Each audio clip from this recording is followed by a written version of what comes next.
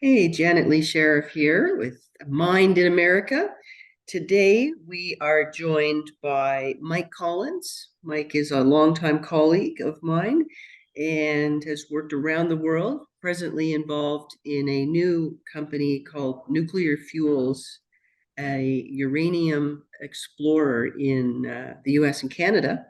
And Mike's talking today about his experience in the mining industry. Welcome, everybody, and welcome, Mike, to Mind in America.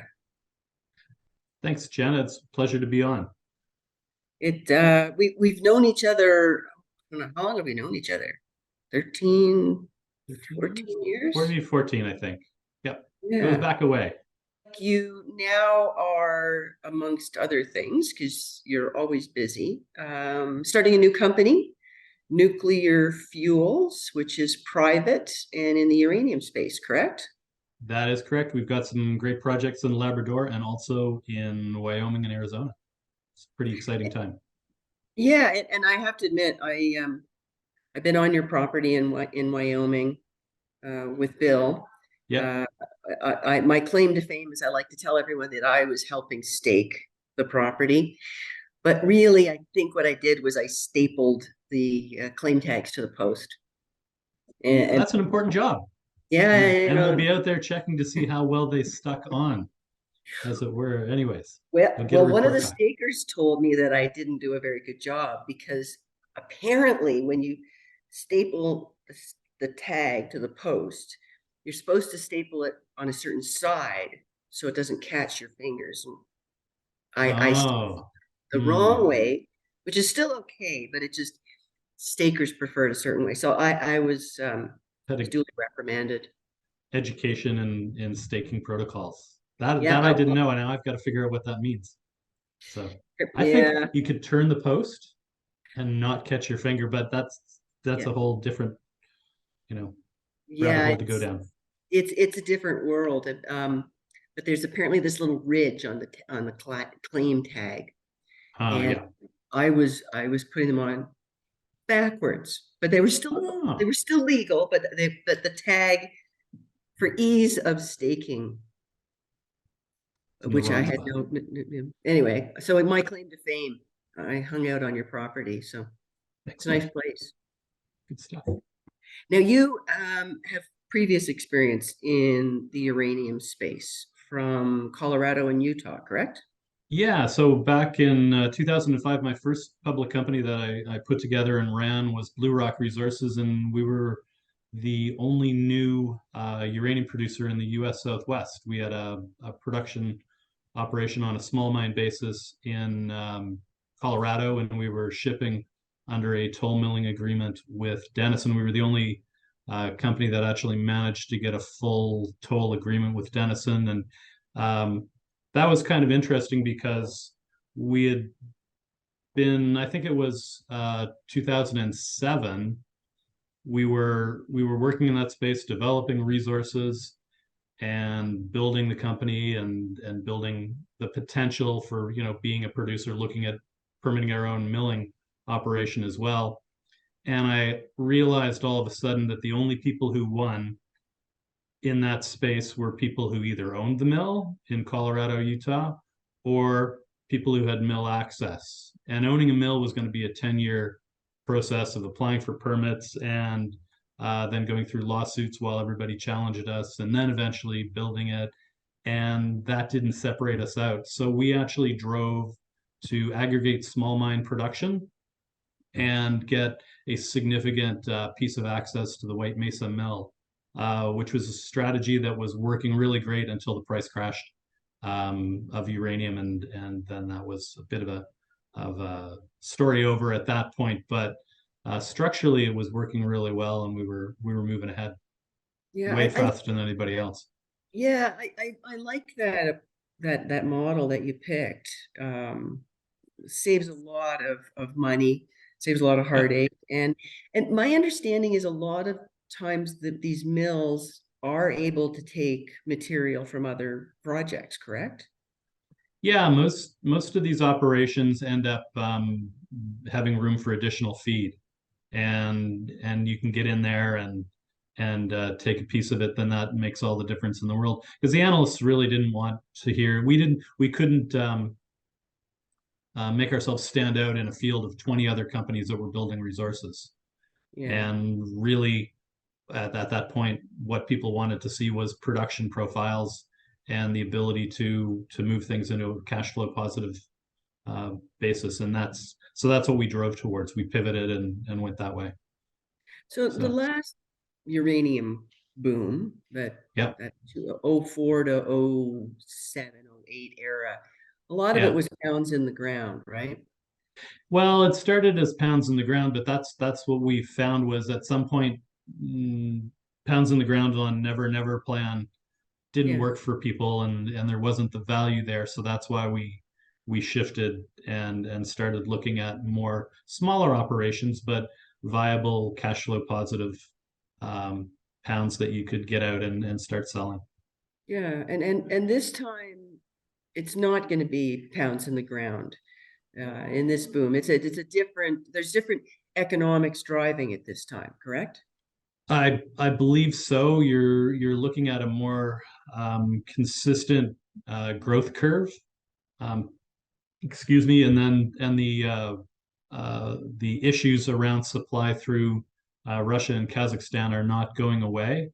And the supply inputs that were coming out of Russia at the time through, I think megatons to megawatts was what it was called originally, where they were reprocessing Russian high grade into commercial grade uranium. That stuff is all gone, and it's so we're I think we are in a nuclear renaissance again, and a very valid one with a long sort of production profile. So the opportunity is to develop pounds, but again, have them in places where you can see a production profile that goes um, in a number of years as opposed to decades. So you can you can have lots of pounds in the ground in the Athabasca, but they don't mean anything because of the regulatory process, right? So Okay. I get one of the things that you can look at when you value assets is you can look at their um, initial rate of return, the IRR. And if you've got an 8% or 5% discounted IRR, by the time you got into 10 years, that asset's worth nothing. It's absolutely valueless, flat, unless you're Rio Tinto and you're looking for an asset that will go for 2 generations, and your capex is a bump, on it's a rounding error in the balance sheet. Really having assets that have an arrival time 2 to 3 years out, um, that's what makes a difference. So you've got to develop your resources and then have a profile and a permitting uh, pathway that gets them to the market. And so that's really why on this guy around with nuclear fuels, we've really focused for uranium production in Wyoming, which is an agreement state and has a clear and proven pathway to relatively rapid permitting success. So. You also have something at nuclear fuels that's interesting is the buyback or the buyback to get you into production with Encore. Yeah, so I we've may have, we so feel free to correct me. yeah, so that's so nuclear fuels is a Priveco right now, but hopefully will be public in the late winter of 2023. But we've got an agreement on one of our main Wyoming projects, Casey, that allows Encore Uranium to buy back a 51% for 2.5 times the expenditures. But then we've got to carry for our 49% interest to production. And it does two things. It gives us a 5x return on discovery on what we consider to be almost a brownfields style exploration play with, close to 3,000 historical exploration drill holes in the database. But also it leverages us because we don't have to build that production team, and that takes time as well. All that and then learning curve of dealing with the regulators. We've got a team that we can rely on to execute for us, keeping costs down, but also becoming a producer in a non-dilutive manner. So it's a pretty sweet deal in the Yeah, large. yeah. And there's been such a long delay in the nuclear energy push that started that in the 70s and then sort of faded off. That there's a having the right team and the right talent around you to meet these goals becomes hugely important, correct? Is really key. Yeah, so we've managed to recruit a pretty good group of elders, as it were, people who are slightly older than myself, I'll say, as board and advisors. But we've also got some young guys who have real and significant experience in situ recovery, uranium exploration in the last cycle back, 2005, 2008. That's that whole thing. So we think the right team for developing the resources, and then we've got the right partner for bringing it into production. So it's pretty excellent Yeah, good on you, situation. because it is in many sectors hard to find the right people. Um, a question I ask everybody: how did you get into the mining sector? I started as a geologist. I was actually looking to become a petroleum geologist. I was living in Alberta and had some exposure through friends and to the oil business. You have to in Alberta, really. Everybody's involved in the oil business one way or another.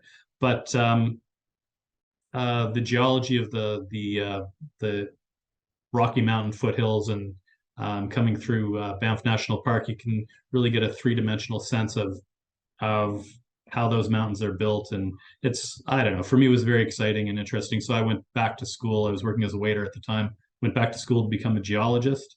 And when I came out, I decided that I actually wanted to do mineral exploration instead of oil.